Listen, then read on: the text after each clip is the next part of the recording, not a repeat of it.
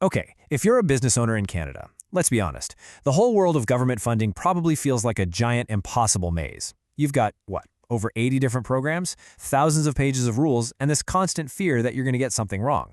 It's no surprise most people just give up. But what if you had a map? All right, let's dive in and turn that maze into a straight line to the capital you need.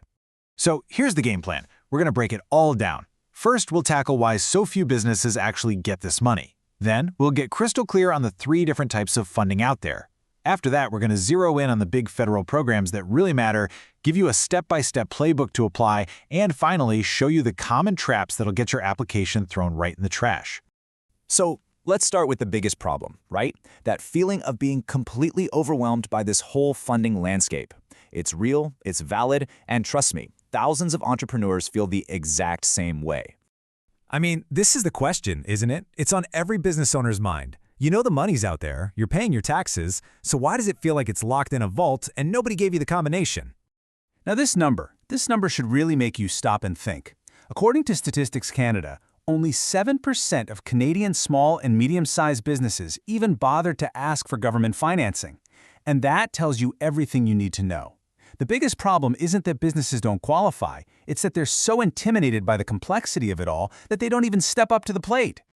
Okay, so the very first step in navigating this maze is to understand that the word funding isn't just one thing. It's actually 3 very different categories of money. And knowing the difference between them, that's the key to your whole strategy. First up, the one everyone wants, the grant.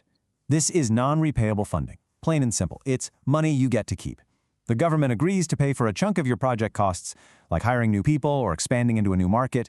It's the closest thing you'll find to free money. But believe me, it always comes with strings attached. Next up, we have government-backed loans. Now, it is crucial you get this right. This is not a loan from the government. It's a loan from your regular bank that is guaranteed by the government. They're basically co-signing for you, telling the bank, hey, if this business defaults, we'll cover up to 85% of your losses. This makes the bank way more likely to say yes. You still have to pay it all back with interest, but it can get your foot in doors that were slammed shut before.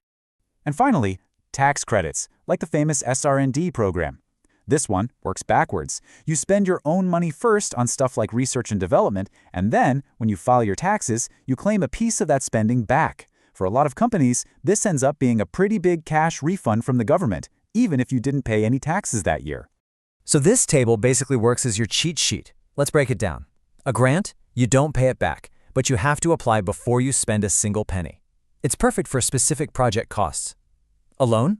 Yep, you gotta pay it back. You also apply before you spend, and it's built for buying big-ticket items like equipment or property. And a tax credit? No repayment, but you claim it after the money's already out the door, making it ideal for your ongoing R&D work. Okay, so we know the what. Now let's talk about the where. Look, there are over 80 federal programs. You don't need to know all of them, you just need to know the heavy hitters. The 3 programs that make the biggest splash for the most Canadian businesses. All right, let's start with IRAP, the Industrial Research Assistance Program. This is Canada's #1 grant program for tech innovation. We're talking up to $500,000 of non-repayable money per project to help you solve a tough technical problem. This program is aimed right at small and medium-sized businesses. You got to be incorporated, for-profit, Canadian, and have fewer than 500 employees. But the real key is you have to be developing some kind of innovative technology. And here's the best part. IRAP helps pay the salaries up to 80% of the people actually working on the tech. Now listen up, because this is probably the most important thing you need to know about IRAP. And it is a total game changer. You don't start by filling out some 50-page form. You start by picking up the phone and talking to an industrial technology advisor, or ITA. These are experts from your industry who will literally help you define your project and walk you through the whole process. That is unique and it's incredibly valuable. Okay, on to our second heavy hitter, the SR&D tax credit. That number you're looking at, $2.1 million, is the maximum cash refund one company can get back in a single year. And thanks to some recent upgrades, this program is more powerful than ever. So how's it work? Well, SR&D is the single largest support program for businesses in Canada, period. It gives you a 35% refundable tax credit, and they just doubled the annual spending limit to $6 million.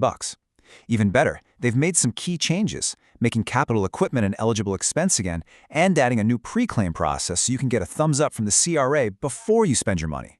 That takes away a ton of the risk. And our third major program is the Canada Small Business Financing Program, or CSBFP. This one can unlock up to $1.15 million in financing for your business. Hey, remember what we said about those government-backed loans? This is the big one. It is not a grant. You go to your regular bank to apply, and the government just guarantees 85% of it. It's designed to make it way easier for any small business with less than $10 million in revenue to get the cash for the big stuff. Equipment, property, major renovations, you name it. Okay, we have covered the what and the where. Now let's get into the how. This is your practical, step-by-step playbook for actually getting your application across the finish line and approved. This playbook is your road to success, so pay attention. Step 1, research. Don't just spray and pray. Find 2 or 3 programs that are a perfect fit. Step 2, verify. Read every single eligibility rule, and then, and this is the step everyone skips, call the program officer to talk about your project. Step 3, gather. Get all your docs, financials, business plans, all of it ready to go before you start writing. 4, write. Your application isn't just telling your story, it's a direct answer to their checklist. Frame everything around what they want to see. And finally, 5, submit early. The online portals always crash on deadline day. Don't get knocked out by a server error. This slide right here shows you the difference between just asking for money and actually earning it.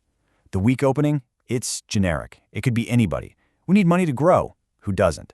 But that strong opening, it hooks the reviewer immediately with a huge, expensive problem and then, bam, positions the company as the specific, data-proven solution. That is how you get their attention. We are at the final section, and honestly, this might be the most important one.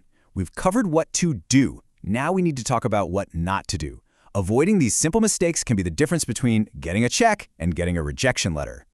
This chart pretty much tells the whole story. Why does the success rate jump so dramatically? It's not about cheating, it's about speaking the government's language.